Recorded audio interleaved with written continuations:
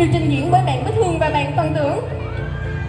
Mở đầu là sự xuất hiện của người mẫu nữ bạn Bích Hương với chiếc váy tái chế được tạo nên từ giấy đã qua sử dụng, bao đựng gạo, bịch ni lông và bìa cắt tông. Thiết kế mang lại sự bồng bềnh, mềm mại nhưng vẫn chắc chắn và độc đáo. Điểm nhấn đặc biệt trên chiếc váy là hình ảnh bản đồ Việt Nam được thiết kế bởi nổi bật từ vật liệu tái chế.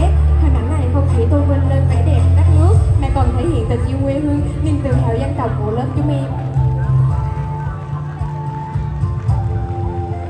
Kết hợp cùng chiếc váy là chiếc nón white house, biểu tượng của vẻ đẹp dịu dàng truyền thống của người phụ nữ Việt Nam.